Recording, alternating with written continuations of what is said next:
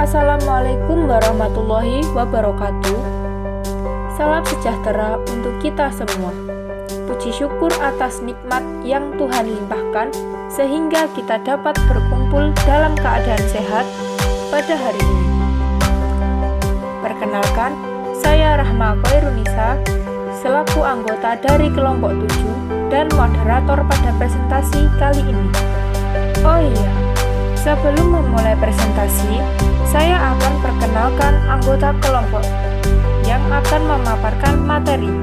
Yang pertama, Maulida Sania Ikmalina dengan NIM 126406202143. Yang kedua, Maizura Septian Nur Iman dengan NIM 126406202145. Yang ketiga, Muhammad Rifki Syahrul Nizam dengan NIM 126406202153. Yang terakhir, saya sendiri dengan NIM saya 126406202172.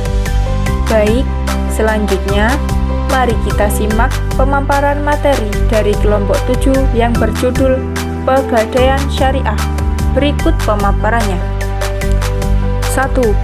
Pengertian dan status hukum pegadaian.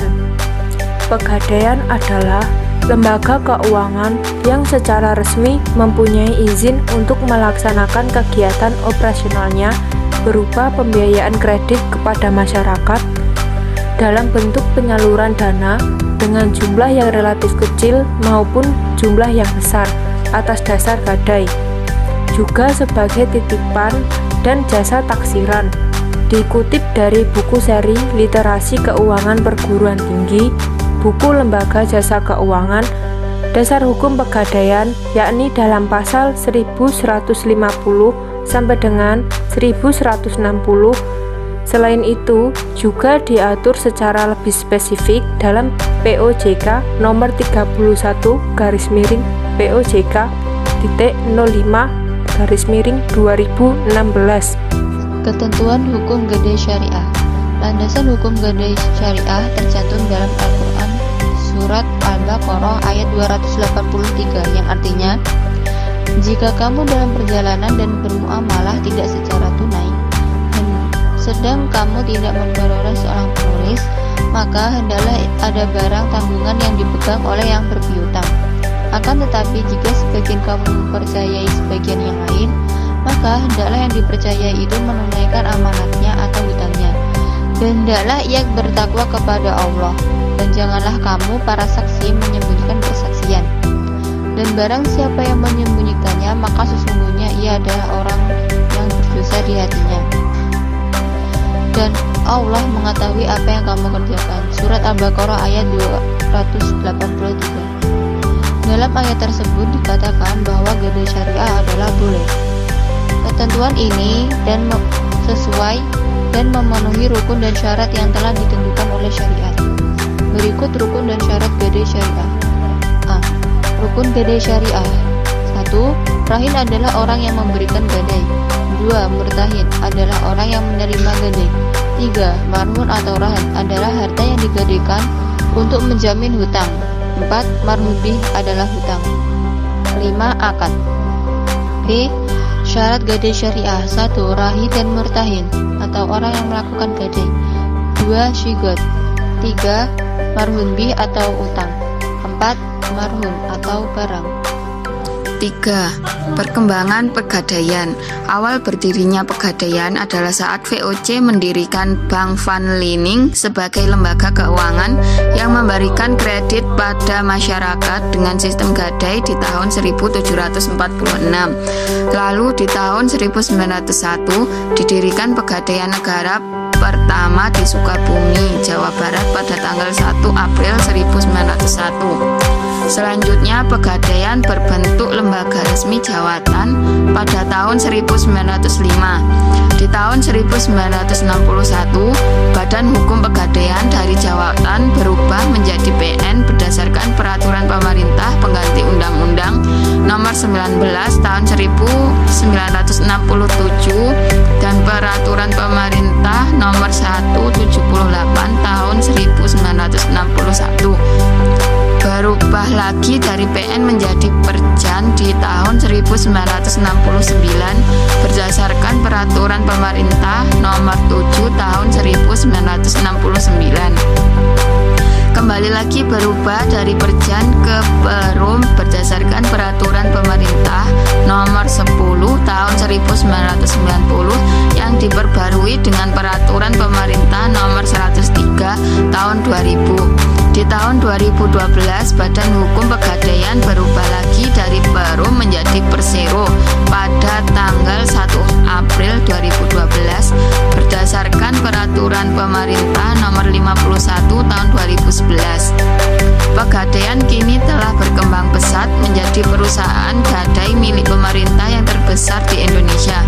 Saat ini perusahaan memiliki 4 entitas anak, yakni PT Balai Lelang Artagasia yang bergerak di bidang jasa lelang, PT Pesona Optima Jasa yang bergerak di bidang pelayanan jasa umum atau General Service, PT Pesona Indonesia Jaya yang bergerak di bidang pengelolaan hotel dan bisnis properti lainnya, dan yang terakhir ada PT Pegadaian Galeri 24 yang didirikan pada pertengahan tahun 2018 bergerak di bidang perdagangan emas batangan, perdagangan perhiasan, dan perdagangan batu mulia. Selain itu, Pegadaian juga memiliki satu entitas asosiasi, yakni PT Pevindo Biro Kredit atau PBK yang bergerak di bidang biro kredit swasta. Tujuan dan manfaat Pegadaian. Tujuan dari Pegadaian: 1. Tujuan melaksanakan dan menunjang pelaksanaan kebijakan dan program pemerintah di bidang ekonomi dan pembangunan nasional pada umumnya melalui penyaluran uang, pembiayaan atau pinjaman atas dasar hukum gadai. 2. Pencegahan praktik ijon, pegadaian gelap, dan pinjaman tidak wajar lainnya. 3. Membantu orang-orang yang membutuhkan pinjaman dengan syarat yang mudah. 4.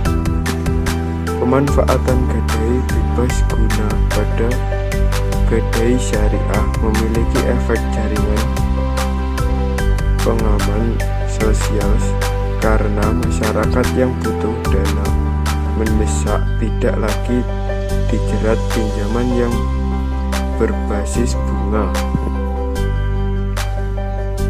Manfaat bagi nasabah: 1. Penaksiran nilai barang bergerak secara profesional. 2. Pendapatan fasilitas penitipan barang bergerak yang aman dan dapat dipercaya.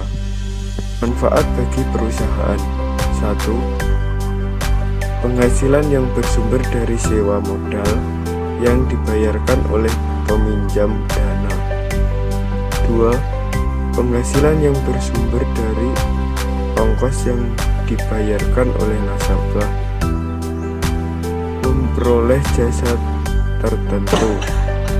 Bank syariah yang mengeluarkan produk gadai syariah bisa mendapat keuntungan dari pembinaan biaya admin dan biaya sewa tempat penyimpanan emas. Kegiatan usaha. Kegiatan usaha yang dilakukan oleh Pegadaian Syariah antara lain adalah: 1. Penyaluran uang pinjaman berdasarkan hukum gadai. 2. Pelayanan jasa titipan barang berharga. 3. Pelayanan jasa taksiran. Kegiatan usaha ini dilakukan untuk memberikan pendapatan berdasarkan komisi atau fee-based income. 6. Barang jaminan. Ada emas advertising berupa batangan maupun perhiasan seperti kalung, gelang, cincin, serta perhiasan dalam bentuk berlian. Adalah sertifikat rumah dan tanah dapat dijadikan jaminan pegadaian. Nilai jaminannya ditentukan dari pajak bumi dan bangunan dan seberapa strategis posisi tanah. Kemudian kendaraan bisa dijadikan jaminan dengan menyertakan surat-surat kendaraan seperti STNK, BPKB, dan faktur pembelian. Yang terakhir ada barang elektronik berharga seperti televisi, ponsel, kulkas, laptop, komputer, maupun kamera dapat dijadikan jaminan gadai. Nilai gadai dari barang elektronik tergantung dari kondisi barang yang digadaikan. Sumber pendanaan. Sumber dana pegadaian berasal dari modal sendiri, yaitu modal awal, penyertaan dari pemerintah, dan laba ditahan. Pinjaman jangka pendek berasal dari perbankan dan pihak lainnya. Penertiban obligasi, instrumen, surat utang diterbitkan dengan tujuan menghimpun dana dari masyarakat, kemudian memperoleh imbalan berupa bunga. Penggunaan dana ini dilakukan untuk hal seperti uang kas, jasa, pembiayaan operasional perusahaan, pembelian aktiva tetap, investasi. 8. Mekanisme produk gadai syariah. 1. Arum haji.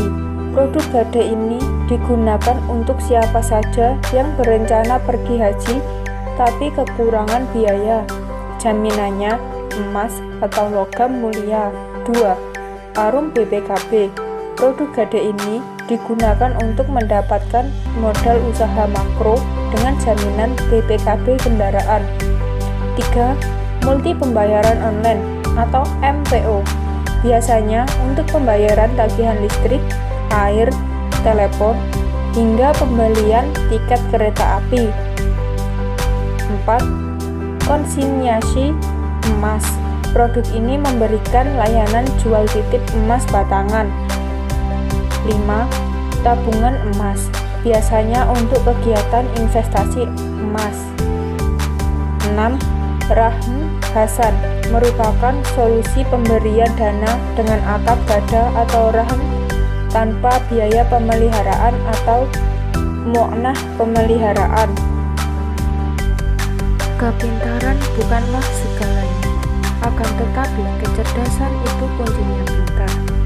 Jangan terlabui oleh kemalasan. Selagi masih bisa bangun tidur, lakukanlah hal yang luar biasa. Demikian presentasi dari kelompok 7. Apabila ada kurang lebihnya, mohon maaf sebesar-besarnya. Wassalamualaikum warahmatullahi wabarakatuh.